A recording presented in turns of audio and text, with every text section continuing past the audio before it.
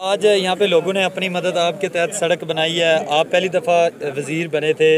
इस हल्के से अभी भी हैं, तो क्या देख रहे हैं इस तरह के जो मंसूबे हैं वो बढ़ते जा रहे हैं, हुकूमत काम नहीं कर रही और लोग अपनी मदद आपके तहत काम करने पे मजबूर हैं? बिस्मिल्लाहिर्रहमानिर्रहीम। एक बहुत मेहरबानी, आपने बड़ी अच्छी तरफ जो तवज्जो मबज़ूल कराई है। गुजारिश ये है कि आपका जो आज़ाद कश्मीर की जो मौजूदा सूरत हाल है, चूँकि आपको जो फ़ंड्स मिलते हैं, खा वो डेवलपमेंट के हों या खा वो नॉर्मल के मिज़ानिया के, वो फ़ेडरल गवर्नमेंट पाकिस्तान की तरफ से जारी होते हैं। पिछले 2 साल से पाकिस्तान के अंदर जिस तरह इकानमी का इशू आ रहा है, हमारी इकानमी बहुत हद तक नीचे जा चुकी है, फाइनेंशली बुरहान है। और आपको जब तक पाकिस्तान मजबूत होगा तो तभी आपके आज़ाद कश्मीर के जुमला काम काज होंगे। पाकिस्तान की मौजूदा सूरत हाल के तनाज़ुर में मैं बिलखसूस चौधरी सफ़ीर साहब, इनके वालिद मोहतरम चौधरी मीर मोहम्मद साहब, मैं उनको खराज तहसीन पेश करता हूँ कि उन्होंने अपनी सारी ज़िंदगी मेहनत मजदूरी करके रिज़्क़ हलाल कमाया और आज अल्लाह के फजल व करम से उनके बेटे, और जिस दिन ये जज्बा कौम के अंदर बेदार हो गया कि हमने एक कौम बनना है, अपने मुल्क को संवारना है, अपने लोगों के काम आना है, तो अल्लाह के फजल व करम से मैं समझता हूँ कि उस वक्त आज़ाद कश्मीर को तामीर और तरक्की से कोई रोक नहीं सकता। और मैं चौधरी सफ़ीर साहब के लिए दुआगो हूँ कि ये नो डाउट जो सड़कें बनाना हुकूमतों के काम होते हैं, लेकिन चूँकि हमें स्पेशली मुझे जो हल्का मिला उसमें कोई 100 साल की महरूमियाँ हैं और उनको बैक वक्त एक वक्त में सारी चीज़ों को एड्रेस नहीं किया जा सकता। जिस तरह 2 साल के अंदर मुझे इस वक्त तक 15 किलोमीटर नई रोड्स और 5 किलोमीटर, मुझे नहीं बल्कि आर हल्के के अंदर, बुढ़ानी साहब भी यहाँ साथ है हमारे आर हल्के में,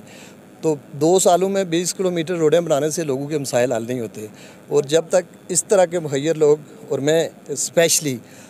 लोग आजकल किसी की मदद करते हैं, कोई आटे की एक गुत्थी किसी को देते हैं तो 20 लोग होते हैं फ़ोटो बनाने वाले। चौधरी सफ़ीर साहब, उन्होंने खामोशी से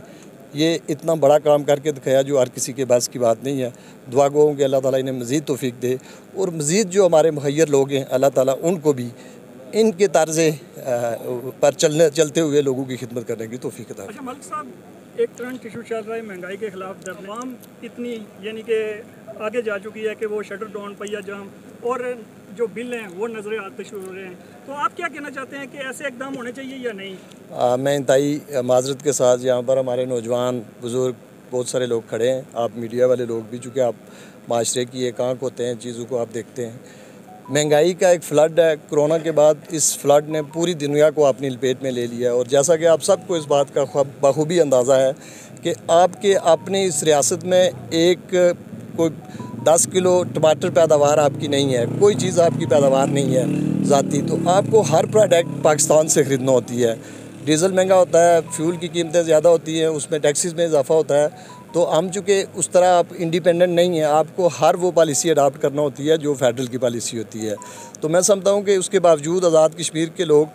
नो डाउट यहाँ पर हमारे पास इंडस्ट्रीज़ नहीं है, उस तरह की फैक्ट्रीज़ नहीं है, उस तरह की लोगों के पास जॉब की वो अपॉर्चुनिटीज़ नहीं हैं, लेकिन बावजूद इसके जो आपके टैक्सीज़ हैं, जो बिजली के बिल, आप अपने आज़ाद कश्मीर के और पाकिस्तान के साथ मुआवजा करें तो उसमें बहुत बड़ा फ़र्क है। हमारे वज़ीर-ए-आज़म आज़ाद कश्मीर ने जब लोगों का एहतजाज देखा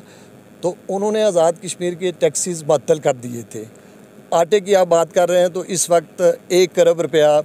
पर मंथ आज़ाद कश्मीर हुकूमत सब्सिडी अदा कर रही है।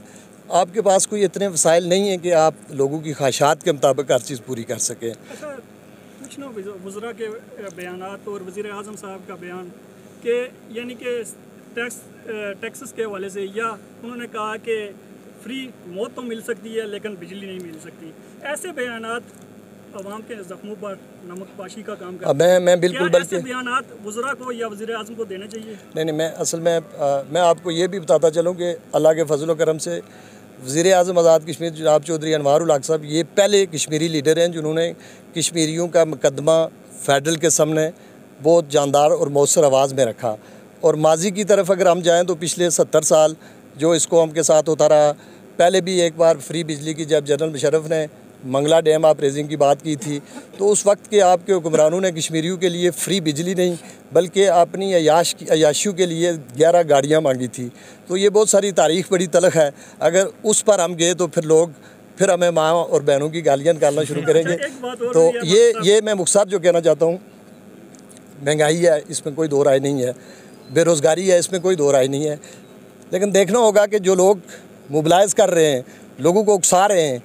उनके असलाफ और उनके आबाओ अजदाद ने जब वो इक़्तिदार में थे, जब वो बाख्तियार थे, जब वो अपने इक़्तिदार की कुर्सी बचाने के लिए फेडरल के साथ अपने मफादात को मद्देनज़र रखते हुए सौदे कर रहे थे, तो उस वक्त कश्मीरियों को उस पर भी ज़रा नज़र दरानी होगी। तो माजी की इंशाअल्लाह जो कुछ हुआ है रियासत के साथ, ये सारी चीज़ें हम इंशाअल्लाह ताला ये बहुत सारी चीज़ें गलतफहमियों पर मबनी हैं और गलतफहमियाँ फैला कर आज का हमारा नौजवान पढ़ा लिखा भी है, बेरोज़गार भी है, महंगाई भी है, वसाइल की यहाँ पर कमी है, तो लोगों को उकसा कर इस तरह का इसके पीछे और इसका माटो है। और इंशाअल्लाह ताला मैं बड़े वसूख के साथ और बड़े यकीन के साथ कि साजिशें कभी कामयाब नहीं होती हैं और ना अल्लाह के फजल करम से कामयाब होंगी। लोगों के मसाइल हैं, हुकूमत भी उससे अवेयर है, लोग भी उससे जानते हैं, लेकिन उकसाने वालों से इंशाअल्लाह ताला हम उनके जो माजी था वो भी उनके सामने रखेंगे।